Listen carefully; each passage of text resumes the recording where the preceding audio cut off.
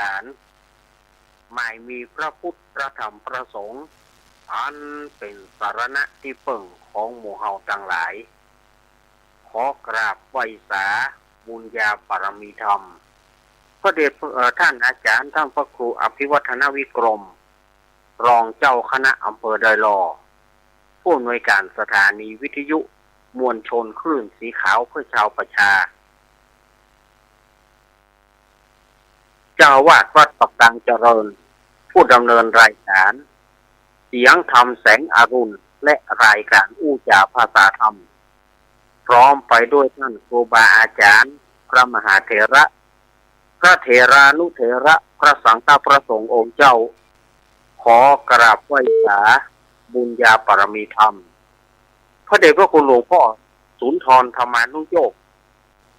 ที่ปรึกษาเจ้าคณะอำเภอดอยหล่อเจ้าวาดวัดพระธาตุคงขาวขอกราบไหว้สาบุญญาปรมีธรรมพระเดชพระคุณหลวงพ่อสาธุกิจญานันท์เจ้าคณะอำเภอดอยหล่อเจ้าวาดวัดพระธาตุเจ้าไดน้อยพร้อมไปด้วยตังพระสงฆ์องค์เนรทุกรูปทุกองค์ด้วยความเคารพอย่างสูงสุดยิ่งครับผมสวัสดีเจแล้วก็แสดงความนับถือป้าน้อยหนุ่มหาจ้อคนรูปหล่อเนอร์ครับผมขอกลับไปสาโคบาลักปั่นเดียวนั้นเหมือนกันนะครับสวัสดีเนอร์ผมขอกลับไปสาตุลุงนวลโครูปหล่อวัดสันเมียงอำเภอเวียงหนองล่องเหมือนกันนะครับตุลุงนวลสวัสดีเนอร์ครับครับสวัสดีแมลงดื้อครับกับนมนโคบาลักเตลโลนทำได้เลยครับนมนครับเจริญพรยังคณะสัตยาติโยมศรัทธาสาธุชนคนดีเฮาทุกท่านในค่ำคืนวันนี้เป็นรายการสารธรรมก่อนนอนซึ่งปกตินั้นจะดำเนินรายการโดยหลวงปู่ดอยหรือว่าหลวงปู่ปฏิภาณธรรมทินอันเป็นปู่ของอาตมาภาพแต่ด้วยวันนี้เพิ่นขัดข้องทางเทคนิคแต่กำเดียว3 ทุ่ม3 ทุ่มนั้นเพิ่นจะมาเพิ่นว่าขอแก้ไขคอมก่อน3 ทุ่มเดี๋ยวปู่จะเข้าลานแตนปู่กำแตนไปถึง3 ทุ่มเนอะเดี๋ยว3 ทุ่มปู่จะตอบอาตมาภาพก็เลยมาต่อมาอู้เหียก่อนอู้เหียก่อนอุสาระไปสักกำนึงแต่เดี๋ยวก็กล้วยปากกับหลวงปู่เพิ่นเนาะเรียกว่านักจัดรายการขั้นเวลาอย่างอาตมานี่นะจัดรายการขั้นเวลาไปก่อนถ้าว่าตัวจริงเสียงจริงต้นมาก่อนลีกไป รายการนี้ก็จะออกอากาศพร้อมกันทางสถานีวิทยุคลื่นพระพุทธศาสนาการศึกษาและวัฒนธรรม 104.50 วัดฝ่ายหินตำบลสุเทพอำเภอเมืองจังหวัดเชียงใหม่โดยเมตตาธรรมของท่านอาจารย์ท่านพระครูมุวิสุวัฒน์วรกิจโจสถานีวิทยุวัดพระบาทอุดมน้ำบ่อสาวา 88.5 เมกะเฮิรตซ์อำเภอฝางโดยเมตตาธรรมของพระเดชพระคุณหลวงพ่อสุจิตตานุรักษ์ด็อกเตอร์ท่านอาจารย์จำเริญโสติธรรมโมสถานีวิทยุห้วยตองซักเรดิโอ 98.75 เมกะเฮิรตซ์ตั้งอยู่วัดห้วยตองซักตำบลกวงเปาอำเภอจอมทองจังหวัดเชียงใหม่โดยเมตตาธรรมของหลวงพ่อวาปีวรมานิชกับท่านอาจารย์ชวริตศรีวังโสสถานีวิทยุมนเสียงธรรม 106.25 เมกะเฮิรตซ์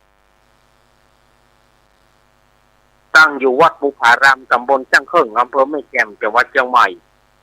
โดยเมตตาธรรมของพระเดชพระคุณหลวงพ่อมงคลวิสิทธิ์เจ้าคณะอำเภอแม่แจ่มและท่านปลัดอุทัยทั้งสองท่าน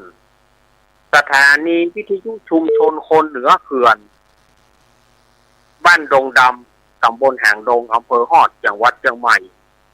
สถานีวิทยุ แม่วางเรดิโออำเภอแม่วางสถานีวิทยุบ้านแป้นเรดิโอบ้านแป้นอำเภอเมืองจังหวัดลำพูนสถานีวิทยุสีคำเรดิโอจังหวัดน่านสถานีวิทยุแม่ขจานโมเดิร์นเรดิโอ 94.50 เมกะเฮิรตซ์ตั้งอยู่บ้านสันบะนะตำบลแม่เจดีย์อำเภอเวียงป่าเป้าจังหวัดเชียงราย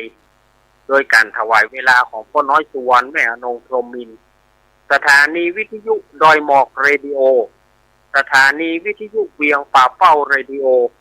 สถานีวิทยุของคุณโยมดารุณีสถานีวิทยุชุมชนคนเมืองลี้อำเภอลี้โดยพ่อครูเสน่ห์จินาจันทร์สถานีวิทยุวิทยาลัยสงฆ์นครลำปาง 106.50 เมกะเฮิรตซ์วัดบรรพตสถิตโดยเมตตาธรรมของท่านอาจารย์มหาสมชาติภาตะปัญโย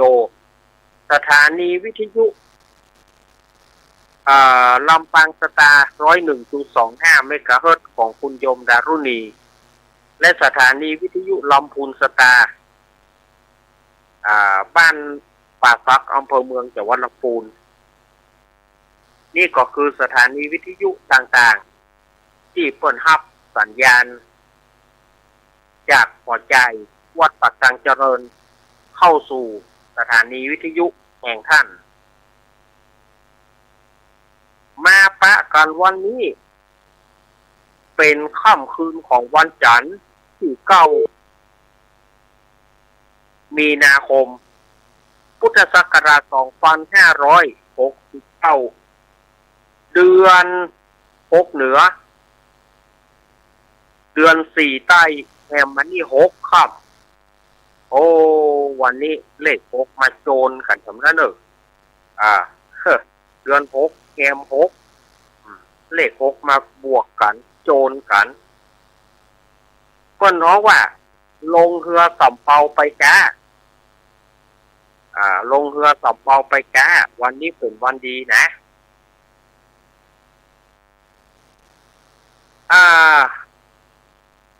วันนี้ก็อาตมาภาพก็จะได้นำสาระต่างๆมาเล่าเกี่ยวกับสถานญาติโยมวันนี้จะเอานิทานมาเล่าเกี่ยวกับสถานญาติโยมเนาะเนื่องจากด้วยเวลามันล่วงเลยมานักละวันนี้ก็จะเอานิทานมาเล่า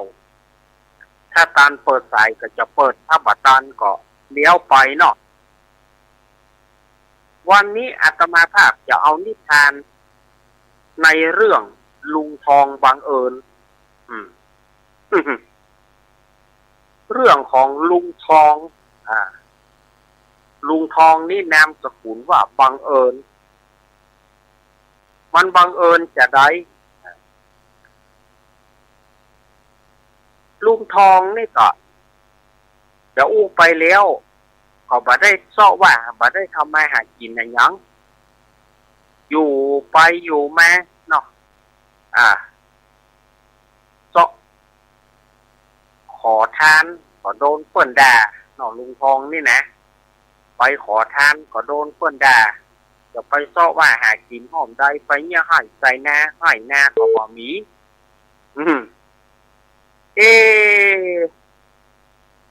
จะไปหากินหอมได้ไปตังวัดก็ทุกเจ้าไล่ก็ต้องเปิ้นไล่กันเนาะก็เสาะว่าหากินอย่างนี้นะจะไปกินของเปิ้นมาได้อีนี้ก็เลยไปปรึกษากับไอ้แดงซึ่งเป็นหลานแดงบ่ะลุงชิงจะไปหากินได้ฮะไอ้แดงก็เลยเสนอลุงมันไปยากอย่างฮะลุงก็เป็นหมอดูกับลุงหาซ่อมบัตรจ้างนะก็ยังบอกเฮ้ยจะเป็นหมอดูได้เด้อว่าไปเถอะทรงเดชพระเทศผาบางเตื้อมันก็จะจับลองพอบ่ลองบ่ฮู้ก็เลยอย่างใดถึงเป็นหมอดูเนี่ยผมจะช่วยไอ้แดงซึ่งเป็นหลาน ของลุงทองนี่นะผมจะช่วยประเดือดร้อนมาผมจะช่วยเอาช่วยก็ช่วยไปทีหรอ ลุงทองก็เริ่มตั้งตนเป็นหมอดูทันทีพอว่าลุงทองโจ๊ะโละเข้ามาเป็นหมอดูปรากฏว่าปีนั้นแล้งสุดปีฝนบะตกฟ้าบ่ฮ้องเอาเจ้าบ้านก็เนี่ยใดจะหาที่เปิ่งที่ไหนเขาก็เสนอไปหาลุงทองไปหาลุงทองบัดคือลุงทองไทยเมื่อเมื่อใดฝนจะตก ลุงทองเฮ้ยเจอศึกนักเข้าเห็นแล้วที่นี่ก็ชาวบ้านพี่น้องชาวบ้านก็ไปหาลุงทองว่าจะได้ลุงทองประเด็นนี้บ้านเฮาฝนแรงนะลุงทองเมื่อใดฝนจะตกลุงทองมันโจโลมันบอกเคยหูเนาะตายแล้วบอกเฮ้ยถามมายังบัดถามมาถามเรื่องฝนตกก็ก็ปัจจัยเทวบุตรเทวดารู้ใช่อย่างไรลุงทองก็เลยหันหน้าไปทางไอ้แดงซึ่งเป็นหลานไอ้แดงก็ยกมือ3 นิ้วเพื่อจะให้ลุงทองบอกสัก3 อย่างลุงทองไปหันไอ้แดงยก3 นิ้วก็บอกว่าแหม3 วันเนาะ3 วันฝนตกแน่ 3 วันฝนตกแน่นะลุงทองนะแน่ยิ่งกว่าแน่แล้วก็มากึดใจไอ้ทองเนาะไอ้ทองชิงเสาะหาตีแล้วเกิดฝนประตกกับหัวแตกกันนั่นเอาแล้วบ่เฮ้ยบ่ก็บ่ได้เพิ่นมาขอเนี่ยเพิ่นว่าเข้าฮ้อนจำแก่งฮ้อนจำเป็นเข้าเย็นจำอุ่นแก้ปัญหาเฉพาะหน้าวันที่ 1วันที่ 2ใจลุงทองเต้นตึกตึกตักตักใจลุงทองเต้นตึกตึกตักตักว่าเป็นเรื่องเป็นราวหัวเจ้าบ้านจะเอาหัวมันก็เป็นเหตุบังเอิญแต่แหละกระทายาติโยมพอถึงวันที่ 3มาฝนตกลงมาโอ้โหแบบบ่ลืมหูลืมตาฝนตกลงมาชาวบ้านก็ดีอกดีใจเอาของขวัญอย่างต่างๆไปมอบเพื่อลุงทองลุงทองก็ดีใจแด่การเป็นหมอดูได้อย่างที่รู้บ่าเห็นแล้วได้แถมประมาณสักบ่ถึงเดือนนะเกิดเรื่องขึ้นคือทหารได้เสียขันตักน้ำของพระราชาหายซึ่งเป็นขันทองคำเป็นขันน้ำก๊อกน้ำโอน้ำนี่นะโอแอมน้ำเนี่ยเอาง่ายๆขันน้ำโอแอมน้ำเนี่ยไปเสียโอแอมน้ำของพระราชาหายก็เที่ยวเสาะหาไหนก็บอกปะก็หาขันน้ำหรือว่าโอแอมน้ำนี่นะก็บอกปะหัวพระราชาจะเอาหัวพระราชาจะตัดคอหัวก็เลยไปหาลุงทอง ก็เลยไปหาลุงทองผู้ก็ขันน้ำมีที่ไหนไปเอาไปลุงทองก็เอาแล้วบอกเฮ้ยเอาของนักมาให้แฮแถมเลี้ยวเอาความตุกอกตุกใจมาให้แฮแถมเลี้ยวกำเดียวลุงทองขอนั่งทางในกันเนอะเห็นล่ะลุงทองแต่งหนังสมาธิแต่งหนังคัดสมาธิแต่งพุทธ โธพุทโธเนาะแล้วก็เหลียวหน้าไปตาไอ้แดงไอ้แดงก็เลยชี้ความเป็นมาว่าในห้องน้ำลุงทองก็แน่เฮ้ยขานน้ำมันก็ต้องอยู่ในน้ำแต่จะอยู่ที่ใดที่หนึ่งต้องหาเตอะกระเดือตึงปะยีรู้ทหารต่างๆก็ปากันไปเสาะหาจนไปปะในห้องน้ำไปปะในห้องน้ำทีนี้ก็ดีใจเอาวรรณาการต่างๆไปมอบเพื่อลุงทองลุงทองก็ม่วนแต่เนได้กินเห็ดบังเอิญนะบอกเฮ้ยก็มีเห็ดบังเอิญก็ได้กินทีนี้ชื่อเสียงของลุงทองนะก็ดังไปถึงพระเนตรพระกันของพระราชาพระราชาก็จึงห้องลุงทองเข้าเฝ้าพร้อมกับไอ้แดงเมื่อลุงทองกับไอ้แดงเข้าเฝ้าพระราชาก็สั่งให้เอาอาหารอย่างดีมาเลี้ยงลุงทองกับไอ้แดงวันนั้นมีอาหารอย่างดีเป็ดไก่อย่างต่างๆล้วนแต่ของโอชาลุงทองก็กินแบบตะกะตะกามกินเอาอย่างชูโชกอย่างชูโชกก้านกินน่ะที่นี่กินไปกินอีท่าไหนบ่ฮู้กระดูกไก่ขามคอมัน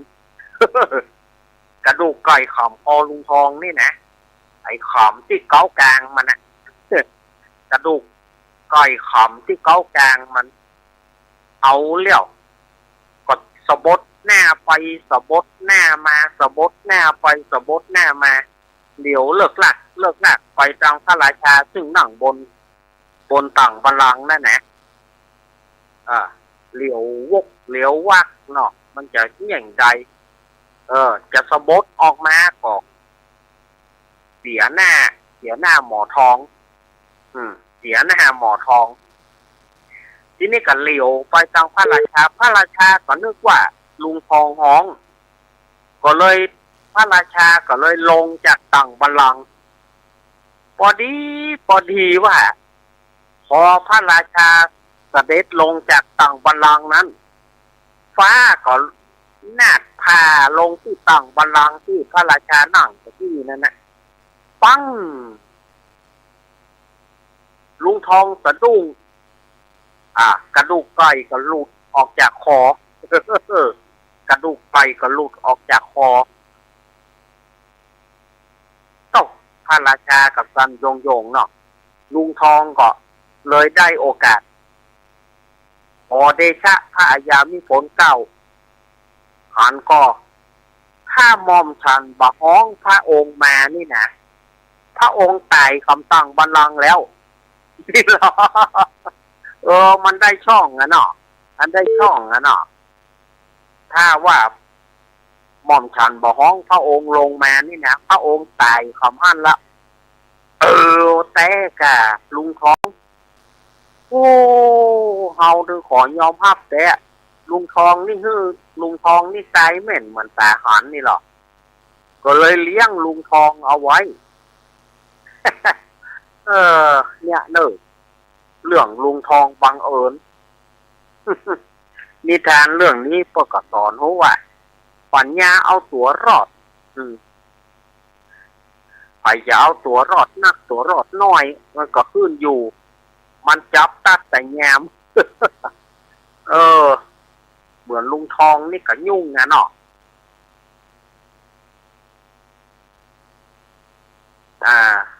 เอาแห่งสักเรื่องบอ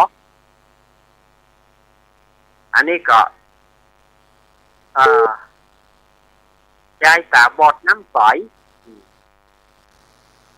เรื่องมันก็คล้ายๆกับบ้านเฮานะ เรื่องมันก็คล้ายๆทางเหนือเขานี่เหมือนกันนะแต่มันจะมีส่วนกำไกมีส่วนต่างกับไปหน่อยเดียวบ่ได้เรื่องสาวคนสาวบอดน้ำใสมีพ่อชายคนหนึ่งชื่อทองใสทองใสเนี่ยเป็นคนตาบอดแต่ว่าคนตาบอดน้ำใสนี่ลักษณะของคนตาบอดน้ำใสนี่นะมันจะมืนตาได้มีแต่ตาใสว่ะเพราะว่าตาบอดน้ำใสเนาะแต่บ่หันนะบ่หันแต่ว่าทองใสนี่มันก็อาศัยเอาปัญญาเอาตัวรอดมันก็ไปได้ทุกวิถีทางของมันมีอยู่ครั้งหนึ่งมันก็ไปเหี่ยวบ้านสาวสาวนั่นชื่อว่าสาวจันสาวจันนั่นก็แม่เปิดสร้างไว้มึงนี่นะถ้าจะเอาลูกเอาผัวอีกคนใดมือจาเมื่อมึงเอาคนใดมือบ่จามึงจะไปเอาไอ้ทองใสนั้นมันอยู่พื้นกระลากแล้วมันฟังแม่มันบอกสาวจันแม่มันบอกขึ้นน้องจันมันก็เลยไปต้มข้าวนึ่งนั่นนะต้มแป้งบัวนะต้มข้าวนึ่งแล้วมาทามือมันนะเอามาทามือจนหนาเตอะไว้เรียบร้อยมันก็ปิดขึ้นไปนั่งบนเรือนของสาวจันก็ไปมากขลกตามตะเกียงพอก็โอ้เป้าลูกนี่เป้าลูกนี่ก็เข้าลูกมือก็ปากก็มือมันจาเนาะมือมันจาเข้านึ่งอย่าแกสาวจันนี่ก็หันแล้วก็อันเนี้ยอีแม่เขาจะเอาผัวได้ผัวแล้วให้มือจาอีแม่เขาจะเอาคนเนี้ยก็เลยลากไอ้ทองใสเนี่ยลากเข้าห้องเลยได้เป็นผัวเมียกันโอ้โหมันอย่ามาบ่ออันน้ำเหลือไอ้ทองใสเนี่ยก็ฮะเนาะแต่ก็เอาแล้วบ่เข้าตาโจรโลดจะฮืดฮัดกับผัวเปิ้นหูว่ามันตาบอดก็เลยไปอยู่กับสาวจันนั่นน่ะแกนอนลูกเจ้ามาไปไต่แน่มันก็เหมือนกับเรื่องที่อาตมาเคยเล่าเรื่องตู้ลุงทองเคยเล่าเหมือนกันนะแต่มันจะละไม้เขาคล้ายกันน้อยนึงมันก็ไปไถ่แน่ไถ่หงเปิ้นหงตัวบอกว่าหงเปิ้นกับหงตัวว่าไถ่ไปดะโอ้สาวจันนี่ก็ได้ผัวก็ไปส่งเข้าลูกส่งเข้าให้ผัวไปหันไปเมียตีหน้าเปิ้นเป็นมาเลิกเบิกห้อยไถ่หมดก็เลยบอกว่าไอ้ใสไปไถหน้าเปิ้นอย่างนั้นโอ้คนใจกว้างให้เป็นเคยไม่ต้องมีน้ำใจพ่องกระจันนี่ล่ะคนเฮาเป็นเคยไม่มันต้องมีน้ำใจห่อเปิ้นพ่องมันเน็ตนะเนาะไถหน้าอย่างได้ล่ำเรือเนี่ยซึ่งของเปิ้นของตัวโอ้ยเป็นการเปิ้นมาไถเขามีน้ำใจไถเขาเปิ้นก็ดีแล้วเหรอนี่หรอไถของเปิ้นมากินข้าวก่อนมากินข้าวก่อนทีนี้มีสปะเนาะน้ำพริกกาแกงกาเอาใส่ปิโตไว้เป็นจันเป็นต้อมทีนี้ก็เอามาวางสองหน้ามันไอ้ทองใสนี่มันบานลูกมันจะจีอันใดก่อนฮะจะจีตังใดหัวมันบะถูกก็เลยจีตังหน้าสุดมันไปจีมันต้องจีลงดินน่ะ เออจีลงดินมันบัดทุกปิโตแกงสักคำไปจีลงดินก็จะเอาใส่แปกพอดีว่าสาวจันพี่น้องจันนี่นะโอ้โหสู่ให้ใส่สัวเข้าไปจีอย่างดีนั่นจะต้องเจ๊เจ้าตี้ก่อนอาจารย์นี่ล่ะต้องเจ๊เจ้าตี้ก่อนแกเจ๊เจ้าตี้เข้าเขาจะไปงามจะได้จานเหยเป็นยังมันเนฟแต่เอากินข้าวก่อนนี่ล่ะทีนี้กับมันจีสื่อใดจะจีสื่อใดก็บอกว่าจะไปแกงหยังก็เลยลงถ้วยน้ำพริกนั่นนะมันจะงมก็หัวเมียมันจับได้หรอกมันจะงมไปงมมาหัวเมียมันจับได้ก็จิถ้วยน้ำพริกนั่นนะก็แทนที่จะเพชรเนาะน้ำพริกมันเพชรอยู่แล้วอย่าจะไปจิอันอื่นจะไปงมหาอันอื่นหัวเมียมันจับได้อ่ะหัวเมียมันยับได้ว่ามันตาบอดก็เลยกินแค่น้ำพริกกันแหละจิถ้วยใดจิน้ำพริกเกลือหม้อเนี่ยมันก็แจ๊ดพออืดพอโอมันจิมาได้ก็จิใส่น้ำพริกทีนี้พี่น้องจันก็เลยถามว่าไอ้สายยังได้แกงอื่นก็มีปลาเลาะปลาเตอสูอย่ามาจิกันน้ำพริกกันโอ้น้ำพริกลามจันเฮ้ยปีมือสูนี่ถ้าน้ำพริกเนี่ยมาลำแตะลำหายลูกเน็ตแตะป่ะเน็ตแตะเน็ตว่าบอกที่นี่กินข้าวอิ่มละบอกก็ว่ามันกินกันน้ำพริกกันนะมันจะไปงมหาช่วยอื่นมากว่าเมียมันจับได้อ่ะมันก็เลยน้ำพริกลำแกงอื่นปลาล้ำจานเอาไปกินบ้านเตอะเดี๋ยวหรอเรียบร้อยแล้วจะไปหาควายมัดควายไว้หรอแล้วจะไปจูงไปจะไปไถนาต่อนะเรื่องมันนาดปักกระดิกลงน้ำบ่อปุ๋มมันบานเนาะตกน้ำบ่อปุ๋มที่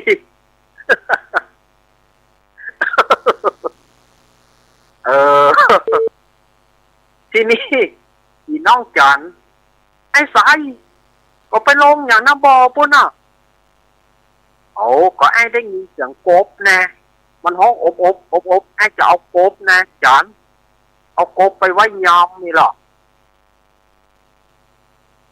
ทีนี้มันจะขึ้นมาได้น้ำบ่อมันเลิกหรอมันขึ้นมาได้พี่น้องจันนี่ก็เลยเอาไม้เอาไม้เข้าให้มันเอาไม้ยื่นลงไปแล้วก็ใต้แต้มนี้มันขึ้นแนบ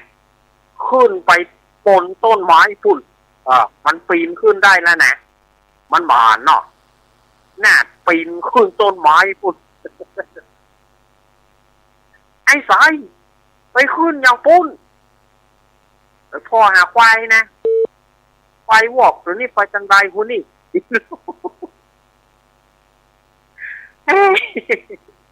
ใช้ได้บ่เฮ้ยใช้ได้บ่เฮ้ยพี่น้องจันก็เลยลงมาทางนี้ลง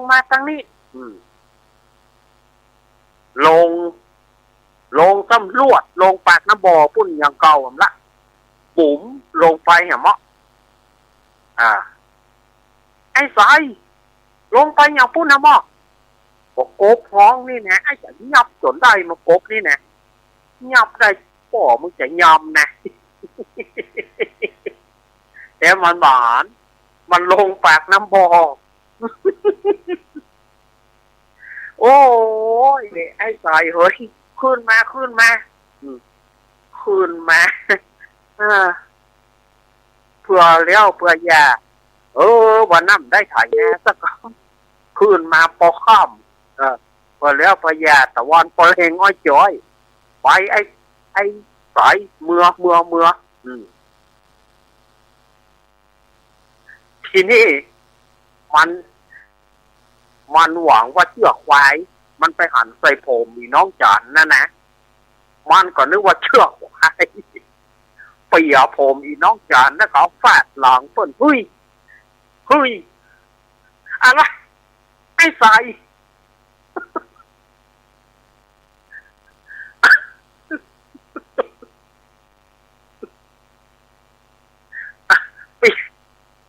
มันหวังว่าเชือกควายหวังหางเชือกควาย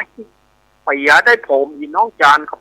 เอาหางผมฟาดหลังเปิ้นเฮ้ยอะไร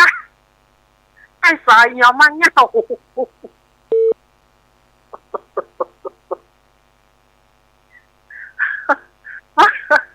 ไอ้สายเงาไปเงาบดก่อนนี่ผมค่ะนะผมสูกะก็นึกว่าเชือกควายแต่ไอ้ลายเฮ้ยถ้าควายมีหน่อยก็เชือกควายมีที่ฆ่าเพ่ยุ่งมันก็เอาตัวรอดมันนะหมายถึงบ้านไปถึงบ้านเมินเข้าก็เนี่ยไหนมาเข้าในเฮือนมันก็หาประตูออกมาได้ออกปองไอ้สายไปออกอย่างนั้นน่ะ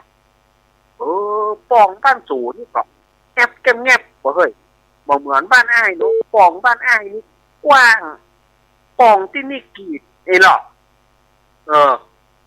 ป่ะทีนี้เมินเมียมันไปไอ้สายเปว่าสู่ตาบอดมาจุค่ะไปก็ได้กะนี่หรอมันไม่จะลงเฮือนมันผ้าตองผ้าขาวม้าผ้าตองมันฟ้องกะเล็กโคนมันหวังว่าเมียมันจองไว้ว่าแน่นี่หรอว่ามันจองไว้หยังจองหาแล้วจองหาไว้หยังหาว่าเมียมันจองไว้แจ้ไปว่าผ้าตองมันก้องหัวเล็กโก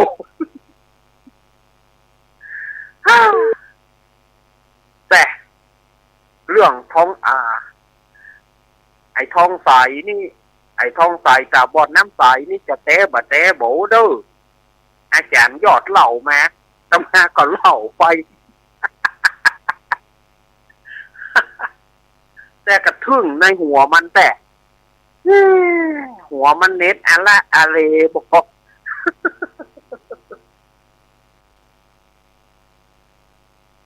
เจนี่อย่างไรฮะ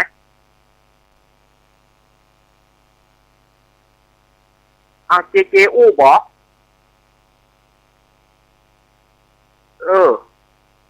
มันจะคอยมากำหนดเรื่องของเปิ่นยังไง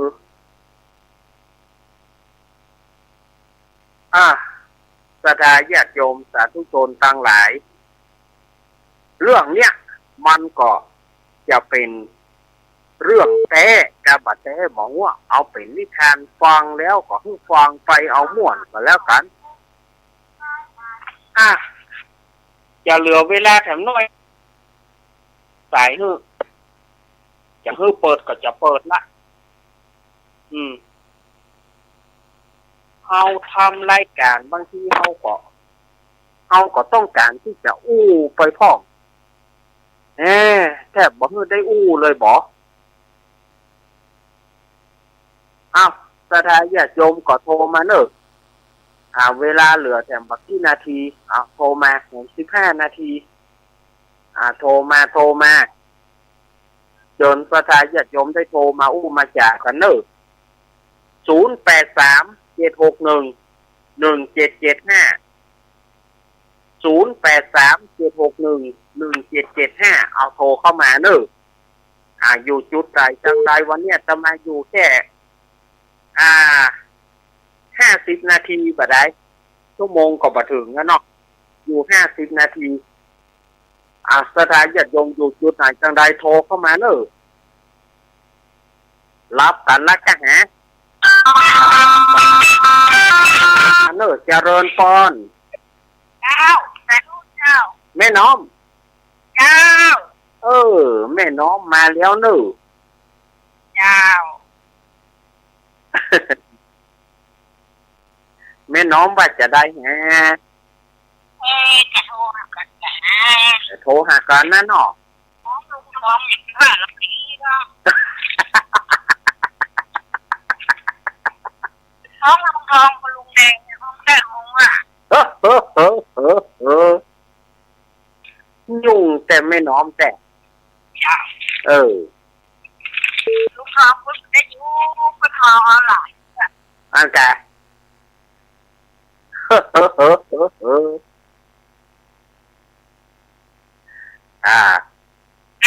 อันเบอร์โดยเย็นๆอย่างว่า โอ้ก็เดี๋ยวไม่น้อมโทรมาหลัง9 โมงนอกหลัง9 โมงไม่น้อมโทรมากำเนิด เจ้า ครับ นั่งรับกันเนาะ มารับเดี๋ยวไม่น้อมโทรมาหลัง9 โมงนอกครับได้เลยครับน้องได้หงอ่ะยินดีแม่น้อมเนอะ เจ้า เดี๋ยวแม่น้อมสุภาวงศ์มาแล้วเนอะแม่น้อมเจริญพร นมัสการครับแฟนพันธุ์แท้ครับ มาแล้วเนอะ โอ้สวัสดีครับพี่ทานครับผมจะสมาธิครับโอ้บอกให้รับนะครับ บอกให้รับแล้วเนาะ บางครั้งแล้วพี่ทานครับหมดครับมีประโยชน์โดย อ้าวขอบคุณ โอ้เล่นวันนี้กันวันเรียนร้อนมากๆนะครับ วันนี้ฮ้อนแหนฮ้อนขนาดเลย ร้อนกันมากเลยครับพี่เอาอยู่ในกินแมงส้มอาหารครับ โอ้ผมอนุโมทนาเลยครับที่ว่าท่านจะมีงานนะครับอ้าวขอบคุณเนอะ โอ้ถ้ามาท่านทำไมนะผมจะว่าก็ดังเลยนะได้เดี๋ยววันนั้นก้อยว่ากันเนาะครับต่อมาก็เลยใจนะครับสวัสดีครับไอ้คนคอนเทแม่ละเนอะแม่ริม0837611775มีไหนอ่ะแต่ที่เข้ามาโลแต่ที่มีไหนอ่ะไอ้แฟนพันธุ์แท้อยู่ไหนแม่ริมนะยันรังปอนโอ้อุ้ยนานประเสริฐนาน้อยนาแดง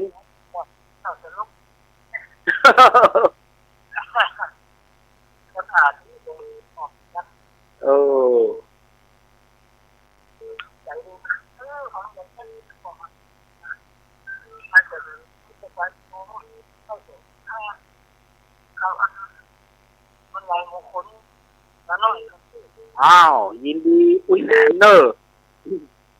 ยินดีอุ้ยนานประเสริฐเนอะนาหน่อยนาแดงครับครับโอ้อุ้ยนานอุ้ยนาน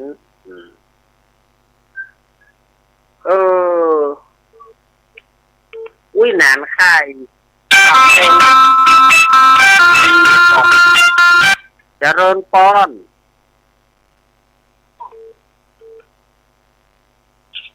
ฮะ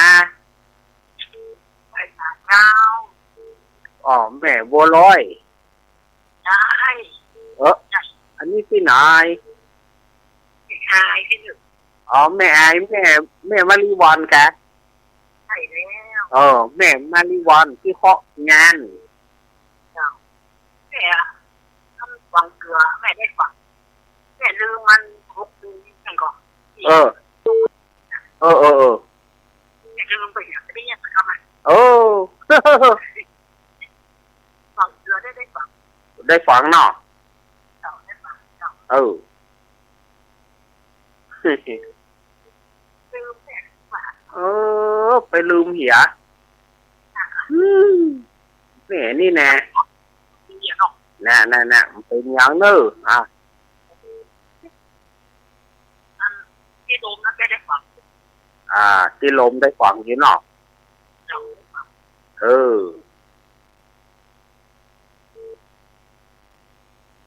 แม่ย่าแม่ทุ่งได้เจ้า อ้าวยินดีแม่มาริวันเนอร์ เจ้า ครับ เจ้า ครับ แม่มาริวันที่ฟ้องงานฝากความกระตรงไปถึงแม่เจ๊ตัว เจ้าภาพสุขภาพเด้อลูกนี้ ยินดีแม่เนอร์ เจ้าสวัสดีเจ้า แม่มาริวันพี่ฟ้องงานมาละแม่อายบ้านใครเจริญปอน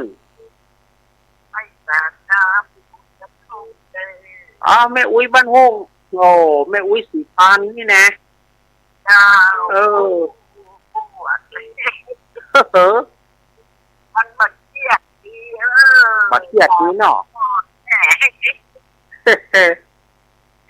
บัดเจียดเดียวนี่มันจะเกี่ยวบุญดีแล้ว มีเลี้ยวนี่แจ้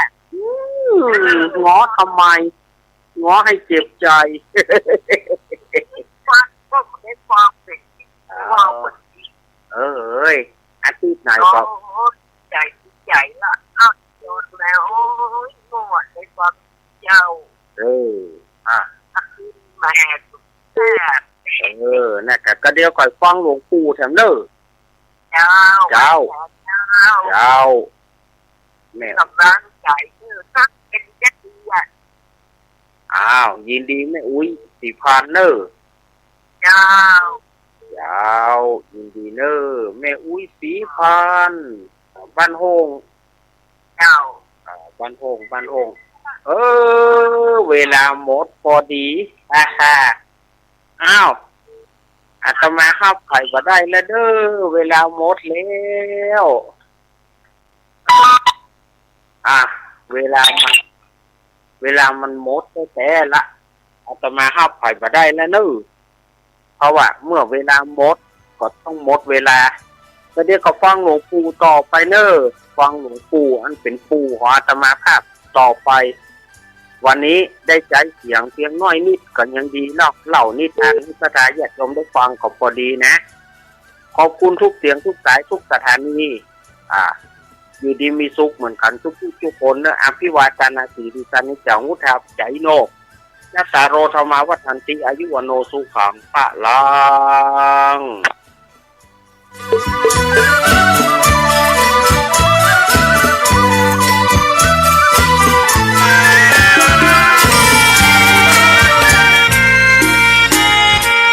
ขอบคุณครูบาลักษ์เหมือนกันนะครับผม